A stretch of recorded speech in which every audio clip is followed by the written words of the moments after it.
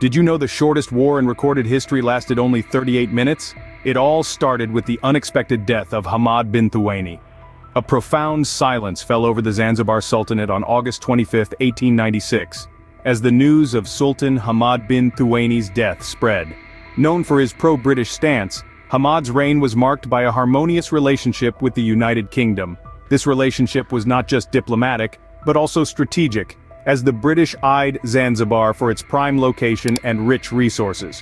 However, Hamad's untimely death threw the political chessboard into disarray. The British, who had significant stakes in the region, suddenly found themselves in a delicate situation. The power vacuum left by Hamad's demise not only threatened the political stability of the Sultanate, but also the British interests in that part of the world. Hamad's sudden demise left a power vacuum that led to a quick and dramatic succession crisis. Upon Hamad's death, Sultan Khalid bin Bargash seized the throne without British consent, triggering a succession crisis. This bold move was a flagrant defiance of the British Protectorate's terms, which stipulated that the British consul had to sanction any ascension to the throne. Khalid, charismatic yet defiant, was not the British's preferred choice. They had their eyes on Hamoud bin Mohammed, who was more inclined towards their national interests. Hamoud was perceived as a moderate ruler, one who would not challenge the British influence over the region, unlike the headstrong Khalid. The British authorities, in their bid to maintain control over the region, issued an ultimatum to Khalid. They demanded he abdicate and leave the palace grounds. They hoped this would prevent a violent confrontation and allow them to install Hamoud as the new sultan.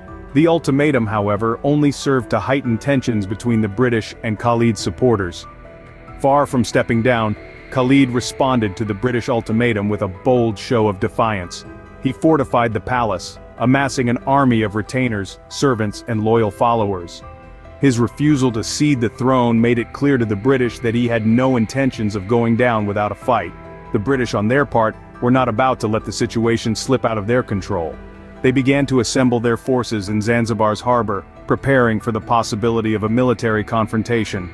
The tension in the air was palpable as the deadline for the ultimatum ticked closer. As the sun set on August 26, 1896, the British ultimatum expired. Khalid's refusal to step down and his preparation for a siege made it clear that a peaceful resolution was off the table. This set the stage for what was to come, the shortest war in recorded history. Ignoring the British ultimatum, Khalid prepared his palace for a siege, setting the stage for the shortest war in history. At 9:02 a.m. on August 27, 1896, the British ultimatum expired and the shortest war in history began. The morning sun had barely risen over the island of Zanzibar when the conflict erupted. The British, having prepared the night before, wasted no time and immediately launched their attack. At the helm of the British fleet, Rear Admiral Harry Rawson commanded his vessels to open fire.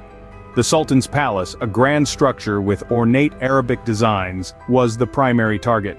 The palace, once a symbol of Zanzibar's autonomy, was quickly reduced to an inferno by the relentless naval bombardment.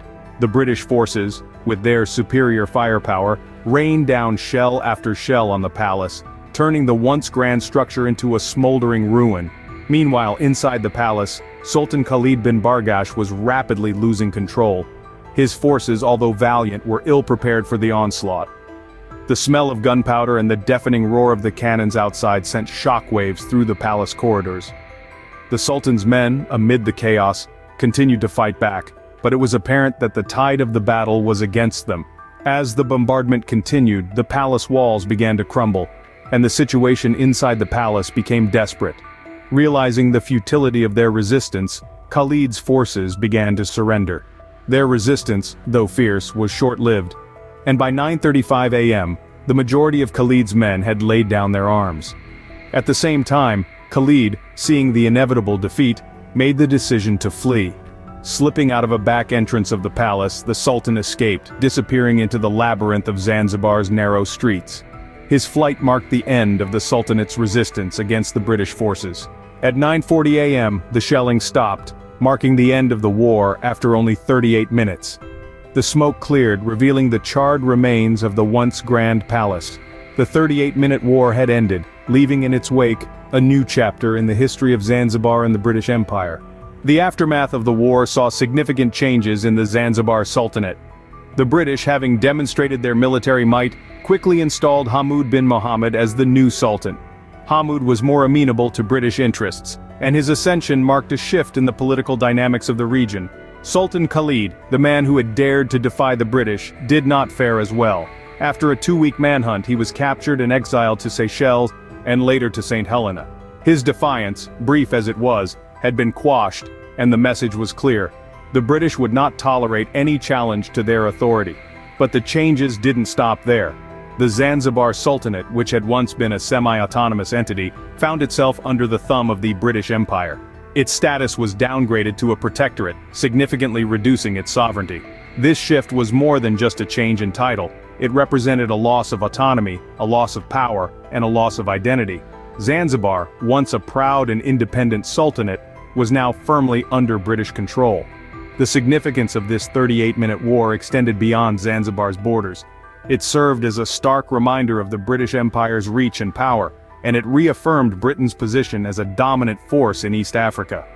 This short but impactful conflict was a clear demonstration of the might of colonial powers, and it set a precedent for the enforcement of colonial rule.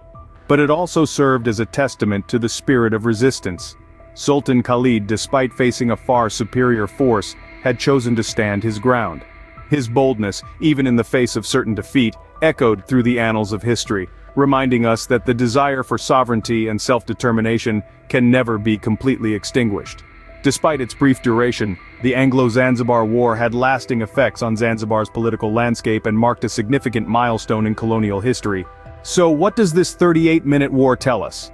It shows us an unexpected death can trigger a succession crisis, leading to a swift albeit brief conflict. The Anglo-Zanzibar War, ignited by the death of Sultan Hamad bin Thuwaini and the subsequent controversial succession of Sultan Khalid bin Bargash, was a flashpoint of British imperial interests. It's a stark testament to how quickly the tides of power can shift.